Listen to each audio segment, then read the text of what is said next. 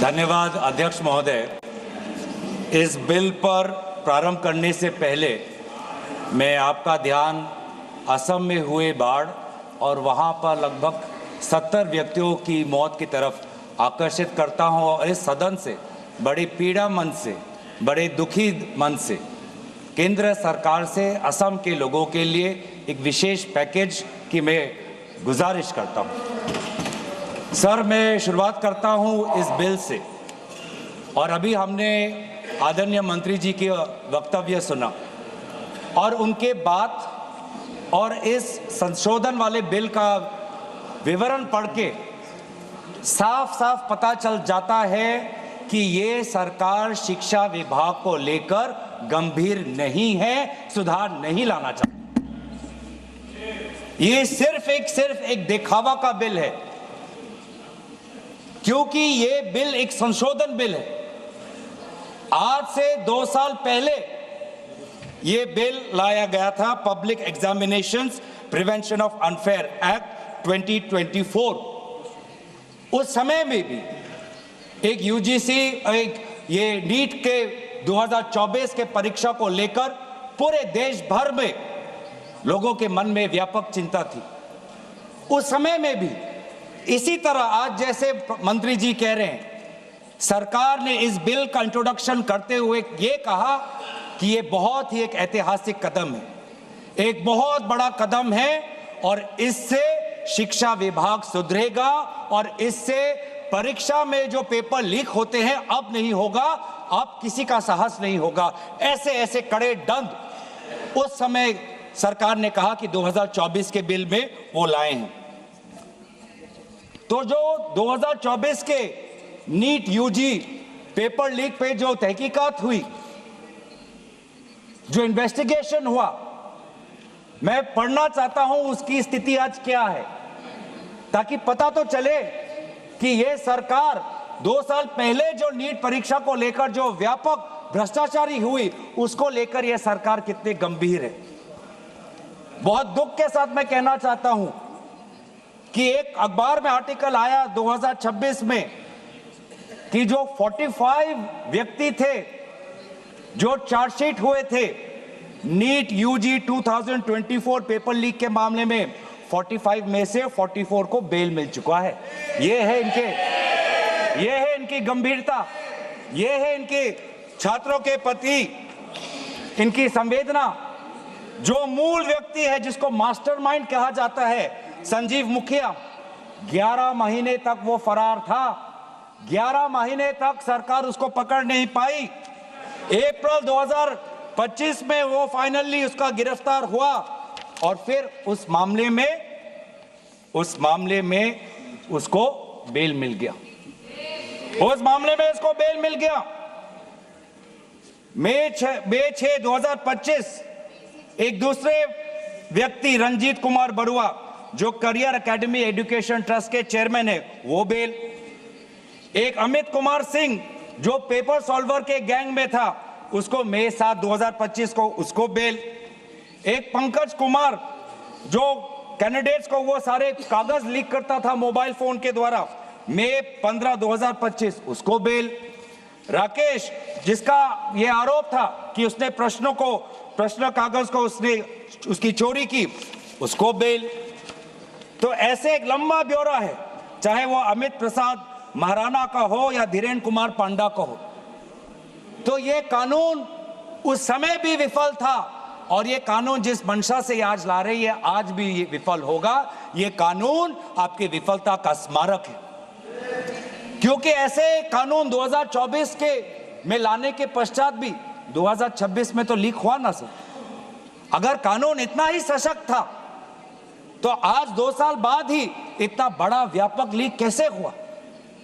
और अफसोस की बात है सर, उस समय में भी शिक्षा मंत्री धर्मेंद्र प्रधान थे और जब 2024 का जब पेपर लीक का मामला जब पूरे देश भर में आया तो आपको पता है धर्मेंद्र प्रधान जी ने उस समय क्या कहा? उन्होंने कहा, कहां हुआ पेपर लीक? नहीं हुआ पेपर लीक। और आज भी पहले 2.5 महीने तक तो उनका रवैया यही था कि कहीं कोई धांधली नहीं हुई, सरकार ने बहुत अच्छा काम किया है। 21 बच्चों की जान गई आत्महत्या उन्होंने की। आपको शर्म नहीं आती इस सरकार को कि जिस मंत्री के तहत में 21 बच्चों ने अपनी जान गंवा दी, आत्महत्या की, जब उसने अपने मंत्री पद से इस्तीफा दिया, कल जब वो सदन में आए आपने उनको ऐसा माला पहनाया ताकि जैसे वो पाकिस्तान से जंग लड़के आए हैं, ऐसा माला पहनाया, ऐसा उनका वजूद उनको बड़ा किया मानो कि वो पाकिस्तान से जाकर सीमा पे जाकर जंग लड़के आए हैं। ये है उनकी सच्चाई। दुख लगता है सर। आज ये बात प्रधानमंत्री आते हैं इंस्टाग्राम के रील पर, वो अलग बात है कि जो पहली कैबिनेट बैठक हुई उस कैबिनेट बैठक में शिक्षा को कैसे सुधारा जाए, पेपर माफिया को कैसे खत्म किया जाए, पेपर सेटर के माफिया को कैसे खत्म किया जाए, पेपर सॉल्वर के माफिया को कैसे खत्म किया जाए, टेस्टिंग सेंटर के माफिया को कैसे खत्म किया जाए, प्रिंटिंग प्रेस के माफिया को कैसे खत्म किया जाए, कोचिंग सेंटर के माफिया को कैसे खत्म किया जाए, सिलेबस कैसे स्कूल के सिलेबस के साथ मिले, आउट ऑफ सिलेबस परीक्षा के पेपर ना आए, सीबीएसई के ओएमआर में धांधली न हो, इन सब चीजों पर व्यापक चर्चा करने के बजाय प्रधानमंत्री मोदी जी कहते हैं इंस्टाग्राम पर और ध्यान दो, इंस्टाग्राम पर और ध्यान दो। और प्रधानमंत्री जब आते हैं हाई पावर कमेटी की बात करते हैं तो 2 साल पहले जो के राधाकृष्ण की जो हाई कमेटी थी उसका क्या हुआ? 2 साल हाई कमेटी आपने गठन की, प्रधानमंत्री केंद्र सरकार के निरीक्षण में एक हाई कमेटी बनी, के राधाकृष्ण फॉर्मर इसरो के चेयरमैन। अगर वास्तविक में उन्होंने इतना बढ़िया काम किया तो 2 साल पश्चात ही आज क्यों दोबारा ऐसा पेपर लीक हुआ? सरकार ये दिखाना चाहती है कि ये बहुत गंभीर है। पिछले कुछ दिनों में पता चला कि एनटीए के लगभग 47 लोगों को बदला गया। सर मैं इस सरकार से मैं ब्यौरा चाहूंगा कि वे जो 47 लोग हैं जिनको आपने ट्रांसफर किया या सस्पेंड किया, कौन है वो? क्योंकि एनटीए की जो एक्चुअल सैंक्शन कैपेसिटी है, एनटीए की जो सैंक्शन कैपेसिटी है वो 34 की है, 34 की सैंक्शन कैपेसिटी है। ये 47 कौन है? कौन है ये 47? 34 में से तो शायद 10-11 वैकेंसियां हैं, 24 ही है जहां पर लोग बैठे हुए हैं। तो ये जो 47 जो सैंक्शन, ये कौन है? जो आउटसोर्स करके अपने लोगों को लाया एनटीए में, वो लोग हैं क्या? उसका ब्यौरा मिलना चाहिए। हम जानना चाहते हैं, आपने एनटीए के डीजी को बदला और एनटीए के चेयरमैन को रखा, ऐसा क्यों? ऐसा क्यों? आपको एनटीए के डीजी पर विश्वास नहीं, आपने मान लिया कि शिक्षा मंत्री धर्मेंद्र प्रधान जी का इस्तीफा होना चाहिए, आपने ये भी मान लिया, तो आपको एनटीए के चेयरमैन पे इतना विश्वास क्यों? ये हम जानना चाहते हैं। सुनाई दे रहा होगा सर, एक विशेष संगठन के साथ जुड़े हुए हैं, उसका ब्यौरा देख लीजिए, एनटीए के चेयरमैन का ब्यौरा देख लीजिए। इससे पहले वह मध्य प्रदेश के पब्लिक सर्विस चेयरमैन के वो कमीशन के चेयरमैन थे और उस समय में भी धांधली हुई,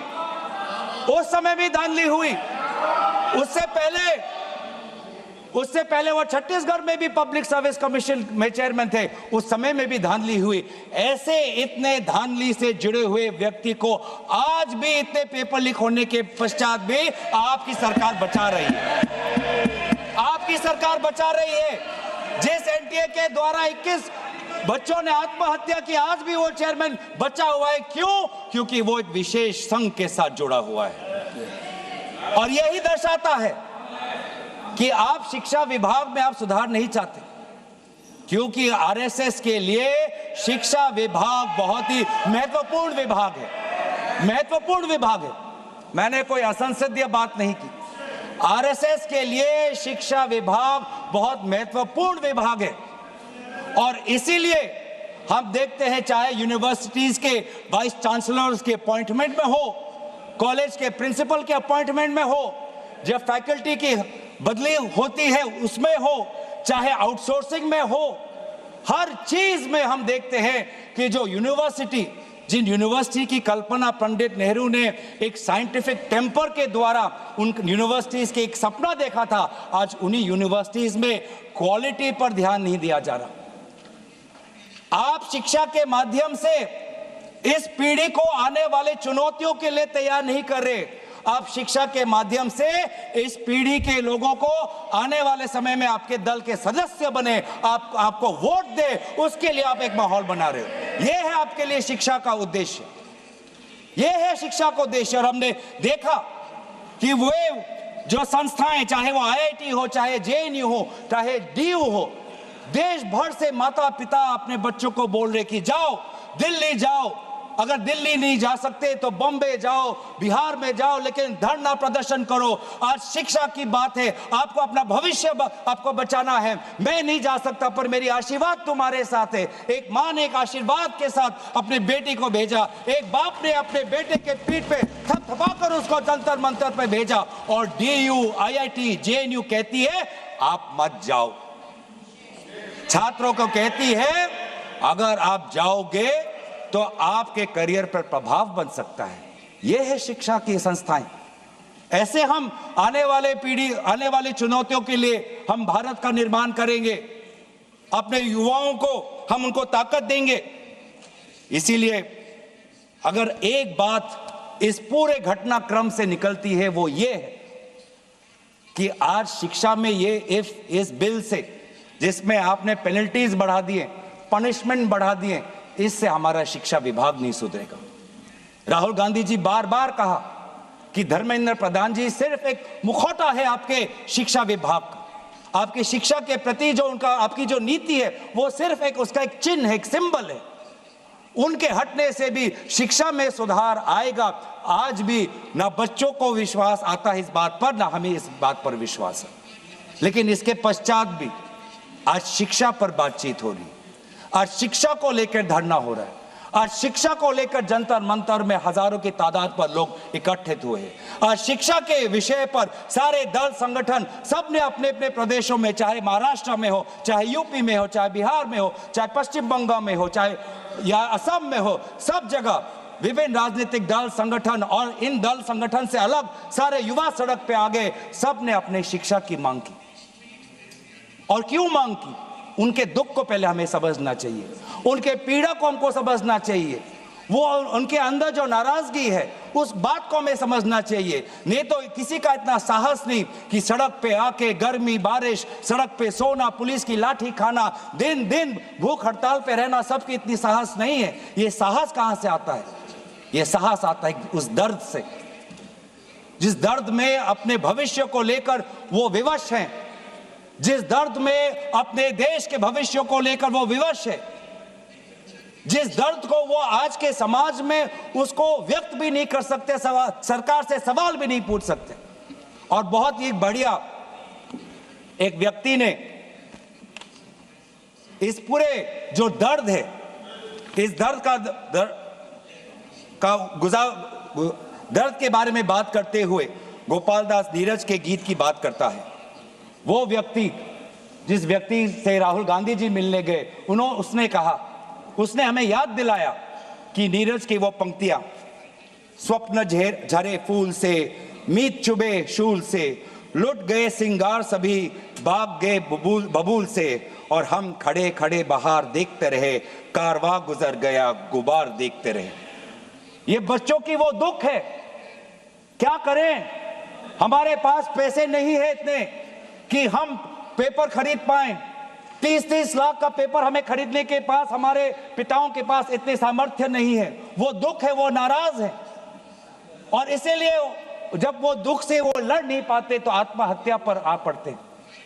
और NCRB में सर, आज देश की ये व्यवस्था, देश की असली ये है कि आज NCRB में, नेशनल क्राइम रिकॉर्ड्स ब्यूरो में, ये भी एक कारण है कि आत्महत्या हुई क्योंकि वो बच्चा एग्जाम में फेल हुआ। ऐसा भी एक कारण आ गया है। बच्चों की आत्महत्या, छात्रों की आत्महत्या लगभग 1 लाख से ऊपर बढ़ चुकी है। 1 लाख से ऊपर, जिसमें से 2000 ने तो साफ साफ कहा है 2400 ने साफ साफ कहा है कि मैं फेल हो गया और इसीलिए मैं सुसाइड ले रहा हूं। बहुत लोग, बच्चों ने फैमिली, पारिवारिक कारण से, फैमिली रीजन से वो आत्महत्या उन्होंने की, लेकिन इसके पश्चात भी वे युवा आए, वो चाहे गुजरात से हो, वो चाहे महाराष्ट्र से हो, चाहे विदेश से हो, चाहे दक्षिण भारत से हो, महाराष्ट्र से, वो सब आए। और जब वो आए और दिल्ली की गर्मी, दिल्ली के बारिश से जब वो जो उन्होंने उसमें जो दर्द है, उसमें जो संघर्ष है, उस संघर्ष को याद करते, उस संघर्ष को झेलने में उन्होंने याद किया सावित्री बाई फुले को। वे लड़कियां जो आई थी, ऐसे बहुत लड़कियां थी जिन्होंने रील पे कहा कि मैं अपने माता पिता को बिना बोले में जा रही हूं क्योंकि मुझे लड़ना है। ऐसे भी लड़कियां थी जिन्होंने कहा कि मैं छात्र नहीं हूं, मैं काम करती हूं, लेकिन मैंने भी कुछ साल पहले नीट का परीक्षा दिया था, मैं पहले अटेम्प्ट में मेरा पेपर लीक हो गया, कितना मानसिक मेरे पे दबाव बना मैं खुद समझ सकती हूं। आज अगले पीढ़ी के साथ, जिस समय मैं खड़ी नहीं हो पाई, मैं बाहर नहीं आ पाई, लेकिन आज अगले पीढ़ी के साथ मैं खड़ा होना चाहती हूं, मैं जाऊंगी आज। ये सब वहां पे आए क्यों? क्योंकि उन्होंने इतिहास को याद किया कि जिस प्रकार से सावित्री बाई फुले हो या फातिमा शेख हो, जिस प्रकार से समाज ने उन पर उत्पीड़न किया, लेकिन वो कभी भी अपने बाग से हटे नहीं। युवा लोग आए, एक लड़का था हरे शर्ट में, वो पुलिस को बोल रहा कि आ मार, मुझे मारो, मारो सर मारो। उसमें वो भगत सिंह का जज्बा हमें दिखाई दिया। हमेशा उसने हाथ नहीं उठाया, उसने खाली बोला कि मारो, क्योंकि ये थी लोगों की और युवाओं की ताकत कि अब वो डर उनसे चला गया, डर खत्म हो गया, डर गायब हो गया। लाठी है, दर्द होगा, रात को सोने में मुश्किल होगी, लेकिन सब लोग कह रहे थे कि कुछ नहीं होता, अगर शिक्षा के लिए, अपने भविष्य के लिए अगर मुझे 2-3 लाठी भी खानी पड़ेगी तो मैं लाठी खाने जाऊंगा। ऐसे भी लोग थे जो 20 जुलाई के रात को आए। वो 20 जुलाई के सुबह नहीं थे, 7 बजे नहीं थे, 4 बजे दोपहर को नहीं थे, वो रात को 10 बजे आए। क्यों? उनको दुख हुआ। उन्होंने रील में देखा कि किस प्रकार से पुलिस वालों ने बच्चों पर हाथ उठाया और उन्होंने बोला कि चलो मैं भी एक लाठी खाने जाऊंगा। ये है हमारा युवा शक्ति। मैं इस सदन से भारत के युवा समाज को मैं नमन करता हूं, आभार प्रकट करता हूं, शुभकामनाएं मैं देता हूं, धन्यवाद देना चाहता हूं कि आपने हमें दोबारा याद दिलाया कि लोकतंत्र का मतलब क्या है। आपने दोबारा हमें याद दिलाया कि सवाल पूछना आप सबका, हमारा सबका मौलिक अधिकार है। हमने वो भी देखा उस मध्य प्रदेश से आए हुए आदमी को जिसके सर पर खून निकल रहा था। क्योंकि कांटों से भरा हुआ एक डंडा उसके सर पर पड़ा और उसने तब भी वो पीछे नहीं हटा। खून से लथपथ उसका चेहरा, उस समय भी पुलिस को ललकार रहा था कि देखो ये लोकतंत्र है, लोकतंत्र में जनता जनार्दन है, जनता प्रजा राजा होता है। ये है वहां की उस ताकत। बहुत लोग कहते हैं कि बहुत से गलत शब्द भी उस सभा में, जंतर मंतर में किए गए। मैं उन गलत शब्दों का जो मर्यादा से बहुत दूर है, अमर्यादित है, उन शब्दों का समर्थन नहीं करता, लेकिन उन शब्दों के बारे में भी याद करना चाहिए जो बाकी बच्चों ने हमें याद दिलाया। किसी एक बच्चे ने याद दिलाया वसीम बरेली की कविता, जिसमें लिखा है, जो उसूलों पर आंच आए तो टकराना जरूरी है, जिंदा हो तो जिंदा नजर आना जरूरी है। ये हैं बच्चे, ये है वो बच्चे और जो अलग अलग प्रदेश से आए हैं। मैं धन्यवाद देना चाहता हूं कि इन्होंने अपनी इंसानियत दिखाई। हर वो बेटी जो वहां जाती थी वो कहती थी कि ये जंतर मंतर, ये ऐसा एक जगह बन गया है जहां पर मैं अपने आप को सुरक्षित महसूस करती हूं। जब पुलिस की लाठी आती है तो कोई अनजाना व्यक्ति, कोई अनजाना उसके सामने आकर अपने शरीर से उस लड़की को बचाता है। डंडा उसके लड़के के शरीर पर पड़ता है। वो लड़का कहता है कि इस उंगली से मैंने पिछली बार कमल पर वोट डाला, आज इसी उंगली को कमल के पुलिस ने तोड़ डाला। ये है उनका साहस। आज समाज, मैं पूरे छात्र के साथ पूरे समाज को भी मैं धन्यवाद करना चाहता हूं। उस गुरुद्वारों को मैं के संचालकों को मैं धन्यवाद करना चाहता हूं, जिन्होंने अपना दरवाजा खोला, लोगों को वहां पे शरण दिया। ये है हमारी देश की खूबसूरती। मैं धन्यवाद देना चाहता हूं कि देश भर से लोगों ने फोन किया कि मैं वहां जा नहीं सकता, लेकिन स्विगी के द्वारा उन बच्चों को खाना तो पहुंचा सकता हूं। मैं धन्यवाद करना चाहता हूं उन वकीलों का, वो चाहे सुप्रीम कोर्ट के बाहर हो, चाहे वो जंतर मंतर पे आए हो, सब ने बोला कि लोकतंत्र के साथ संविधान के पक्ष में आज हम सब यहाँ पे खड़े हैं। लेकिन जहां पर हमने हमारी खूबसूरती देखी, जहां पे हमने इंसानियत देखा, जहां पर हमने लोकतंत्र की ताकत देखी, जहां पर हमने लोकतंत्र की ताकत देखी, वहीं पे हमने इस सरकार की क्रूरता भी देखी। हमने देखा आपने किस प्रकार से पैलेट गन का इस्तेमाल किया, हमने देखा किस प्रकार से आपने इलेक्ट्रिक बेटन का इस्तेमाल किया, हमने वो भी नजारा भी देखा कि किस प्रकार से एक पुलिस कर्मचारी ने एक लड़की के गाल पर थप्पड़ मारा। वो एसीपी का नाम भी हमें याद है, उस पुलिस कांस्टेबल का चेहरा भी याद है, जिसने अपने डंडे के साथ एक लड़की के प्राइवेट पार्ट पे उसने आक्रमण किया। हमें याद है वो लड़कियां जिन्होंने उनके आंसू निकल रहे थे आंखों से और कह रहे थे कि पुलिस वाले उनको मां बहन की गाली दे रहे थे। हम भूलेंगे नहीं वो बच्चियों जिन्होंने कहा कि मेरे पीठ पे जो कपड़े थे, उन कपड़ों को इस पुलिस ने फाड़ दिया। ये है असलियत, और इसीलिए बार बार हम मांग कर रहे हैं कि किसने आदेश दिया, वो आदेश कहां से आया कि पैलेट गन का इस्तेमाल हो, किसने आदेश दिया, किसने आदेश दिया कि आंसू गैस का इस्तेमाल हो, किसने आदेश दिया कि लाठी पैरों पे नहीं लाठी सर पे पड़नी चाहिए, किसने वो आदेश दिया। और इसीलिए बार बार राहुल गांधी जी ने भी चिट्ठी लिखी है, और आज भी हम देखते हैं कि अब सारी हम बातें कर रहे हैं। आज इस सदन में, इस सत्र में इस विषय पर भाग इसलिए लेना चाहते हैं क्योंकि हम सरकार से जवाब चाहते हैं, और विशेष रूप से गृह मंत्री से जवाब चाहते हैं। गृह मंत्री से हम जवाब चाहते हैं। मेरा ये कहना है सर, गृह मंत्री से हम जवाब चाहते हैं। यहाँ पर बैठे हैं सर, आज ये बिल क्यों आया है, ये बिल क्यों आया है, ये बिल क्यों आया है, ये बिल क्यों आया है समझना चाहिए। ये बिल इसलिए आया है कि गृह मंत्री के द्वारा भेजी हुई पुलिस लोगों के हौसले को कुचल नहीं पाई, इसीलिए ये बिल आया है। आपने उस धरना को खत्म नहीं कर पाया, इसलिए ये बिल आया है। हमने देखा ना सिर्फ दिल्ली में, बिहार में आपने AK-47 का इस्तेमाल किया। ये नौबत है।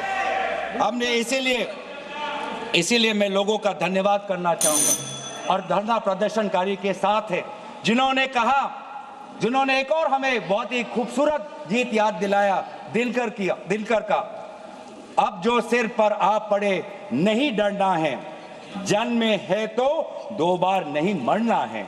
ये जो लोगों ने आज जो संदेश दिया है लोकतंत्र में, दोबारा उन्होंने आज हमारे ऊर्जा जो दी है, इसके लिए सारे विपक्षी दल, हम भारत के युवा समाज के साथ है, छात्र समाज के साथ है, वे सारे जिन्होंने संघर्ष किया उनके साथ है। और आज भी अब चाहते हैं कि गृह मंत्री आए और सदन के अंदर बोले कि क्यों आपने पुलिस के द्वारा बच्चों पर ये दुर्व्यवहार किया, बच्चों के पर आपने आक्रमण किया, और बच्चों के साथ आज उनके आंसू निकलते हमने देखने पड़े। इन सभी बातों के साथ मैं अपने वाणी को विराम देता हूं। धन्यवाद।